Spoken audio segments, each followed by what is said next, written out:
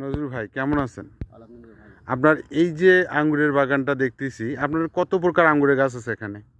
আমার ভ্যারাইটিস উপর থেকে 25 প্রকার হবে। এটার নাম ডোরিনা আঙ্গুর গাছ। ধরি না আর গাছ আঙ্গুর ডেভাস্টিস আঙ্গুর। দেবাস্ত্রিক এখানে বন্ধুরা এটা হচ্ছে পেস্টিন আঙ্গুর গাছ, এই কাউসার নার্সারি। হ্যাঁ, এখানে 50 জাতের আছে। হচ্ছে রেড কার্ডিনাল আঙ্গুরের গাছ।